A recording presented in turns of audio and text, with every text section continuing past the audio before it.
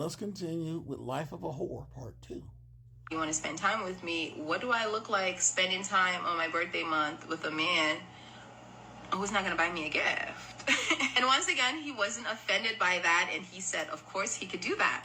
He wasn't offended because he's simptastic and he doesn't have any options. A man with options that respects himself, even a man without option that respects himself, ain't going for that. I could be on the dating scene right now, unmarried, out there, and you wouldn't be. No, you told me 1,000 for the kitty, I'd have laughed at you and walked off because I already knew I have respect for myself. I don't want to dive into a STD cesspool. And on top of that, you know what I'm saying? I already know there's women everywhere else that would probably look at me and be like, well, damn, I like your dress, little baby, and toss it up for free.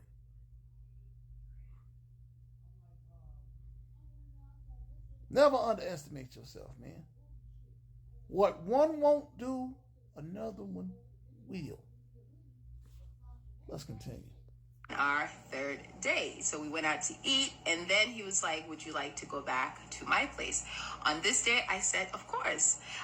Also, my gift was at his house. I wanted to see what the gift was. So we go to his house. He got me this cute Louis Vuitton purse with this Chanel perfume. Also a basket filled with like masks, chocolate, little... Disclaimer. All of us aren't simps. All of us ain't doing that. All of us ain't desperate for no kitty. Rather you know it or not. A lot of us have things called self-respect. We know what our worth is, and when a man knows his worth, he doesn't go for these type of things. $1,000 for the kitty. Because it means that I'm not the only one with access to it. You're not even paying for scarcity. You're not paying for submission.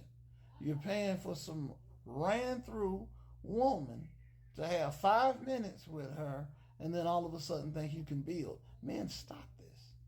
Especially you simps. But real men,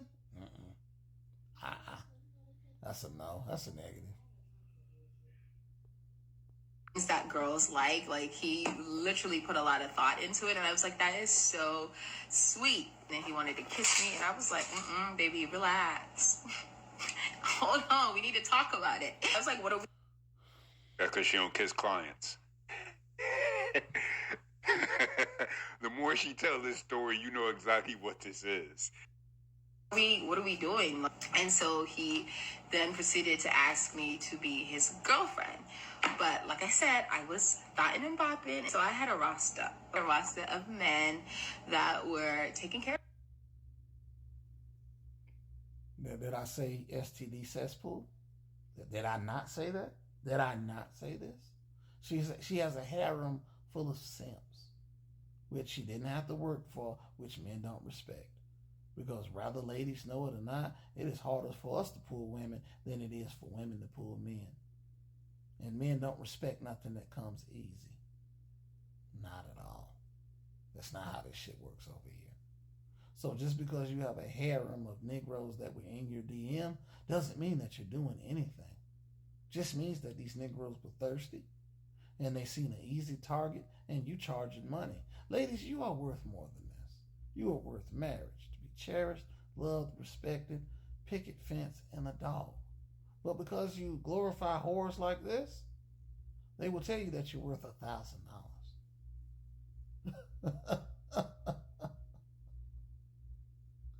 Oh man. Let's continue. Of me paying my bills, buying me nice things, taking me on vacation. So I told him that there was no way I could give him exclusiveness unless he was willing to take care of everything that these other guys were taking care of, which was my bills. Didn't I just say that? Didn't I just say that? You can't pay for her scarcity. So why would I want that?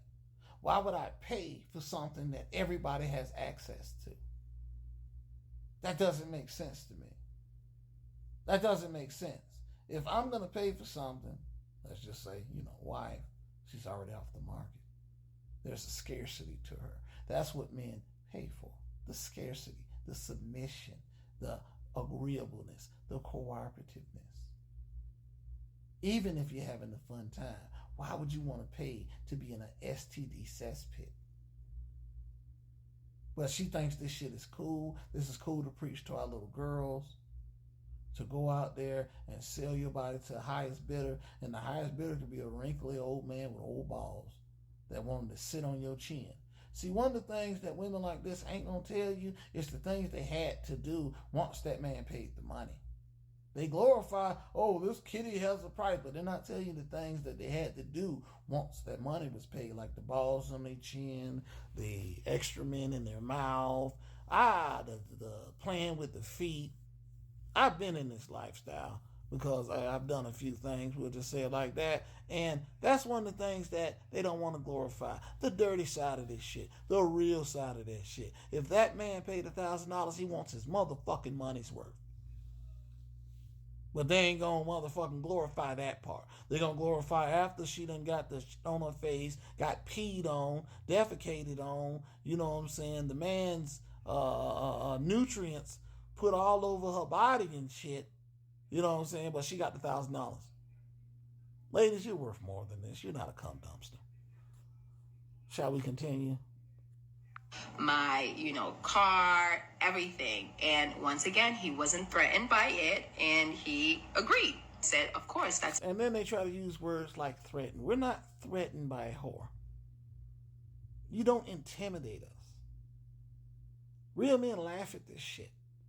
Because simps make it look bad for those of us who really want a real, genuine woman that cherishes real things.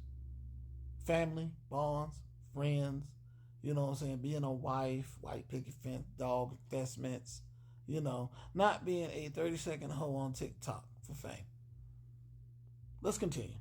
Something that he can do. I then was like, okay, I'm going to be your girlfriend. And so then I became a stay-at-home girlfriend, and I didn't have to go out and thought and bop anymore, because I don't have the skills and the IQ to go out there in the workforce and make myself useful and bring anything valuable to the table besides sex and looks. I'm going to continue with a part 3.